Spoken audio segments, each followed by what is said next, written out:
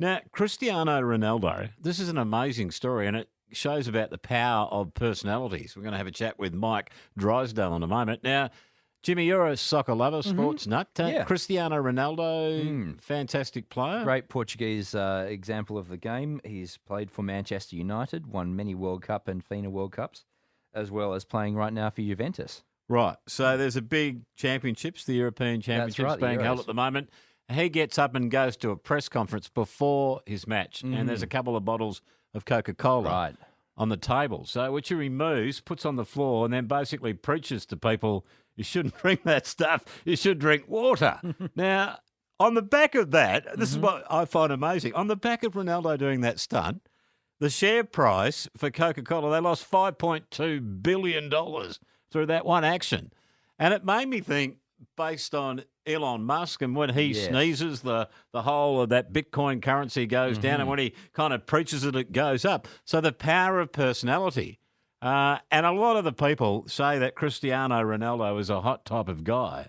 I wouldn't know that, but I'm just looking outside the control booth here, and there's a few fanning themselves. So I reckon that is probably accurate. There you go. So what is it about individuals, and how can they send a stock like Coca-Cola plummeting, such as that? Mike Drysdale is a branding expert, general manager of Dear Storyteller and lead creative strategist at Lush, and joins us online. G'day, Mike. G'day, Millsy. Good to be speaking to you today, mate. How are you? Good. Would you like to have as much influence as a bloke like Cristiano Ronaldo? Tell you what, I wouldn't mind it. There's a pretty strongly held belief in brand marketing that people trust people more than people trust brands. And so that's why I think you find that brands just invest so much money in finding these relatable, aspirational people to be the faces of their brands. But there's obviously a massive risk when things go wrong.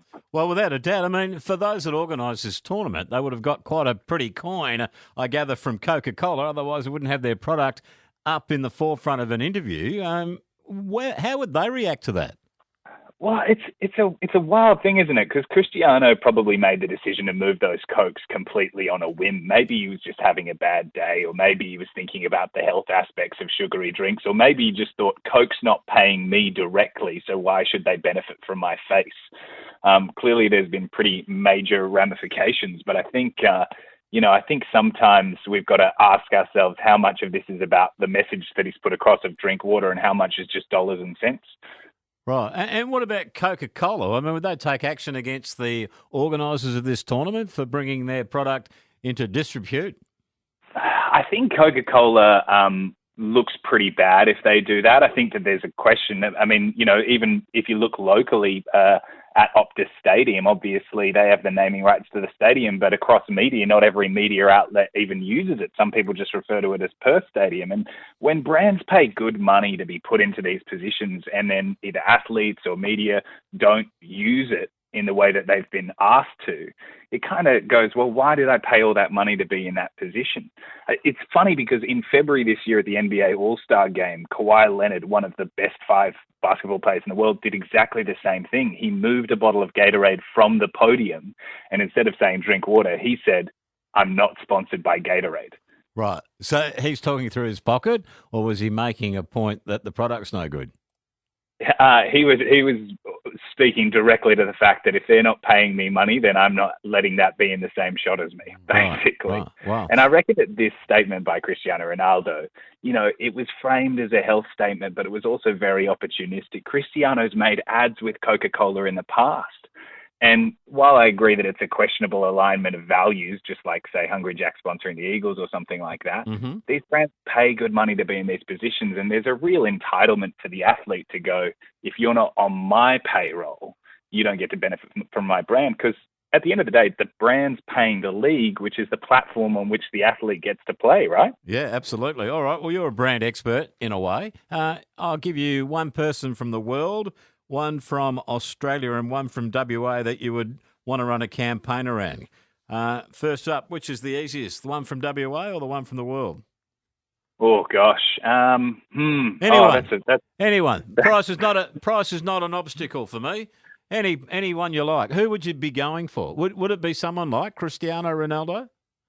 Well, I mean, you've got the biggest sports stars in the world, like the LeBron Jameses of the world and the Cristiano Ronaldos of the world. I think depending on the brand, it might actually be interesting to go for somebody a little bit new age in the younger market that maybe not every listener's heard of. But Amanda Gorman, who did the poem at the US inauguration earlier in the year, she just did a big cover for Vogue. And I reckon that she's the kind of face of a brand that would get very little backlash and nearly all positive sentiment. So I might go for somebody like that. All right. What about locally? Can you think of someone?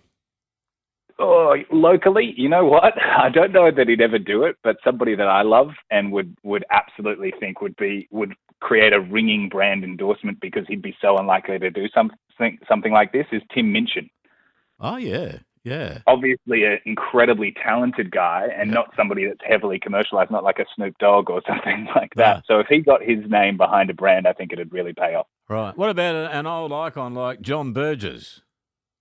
Oh, look, I don't mind it. Don't mind it. There's something to the classic Australiana, the faces that we all know and recognise and have seen time and time again. But it sort of comes down a little bit to if you've oversold yourself in that space a little bit, like the Snoop Doggs of the world. Yeah. It's like, well, how much does it really mean getting an endorsement from them? They've backed everything. Yeah. I know you're not a financial expert, but do you think Coca-Cola's value will go back up? Look, at the end of the day, it sounds like an enormous number, $5.3 billion, and it is an enormous number, but it was also 1.3 or 1.6%. I think Coke will survive. I think they will as well. Mike, always good to talk. Thank you, mate. Have a great rest of your day. Good on you. Mike Drysdale there, branding expert, general manager of Dear Storyteller and lead creative strategist at Lush. It just goes to prove, though, that some people in the world have far more sway than others. Yeah. And that's probably why they get paid the big bucks. Big lesson in that, isn't there? Removing the old Coca-Cola bottles off the interview desk. Quite remarkable. And a lady that knows a lot about business. She is the editor of the Rich List for the Financial Review. She's about to make her debut for this week. Mm-hmm. Her name is Julianne Sprague. Coming up shortly, it's 28 past 12.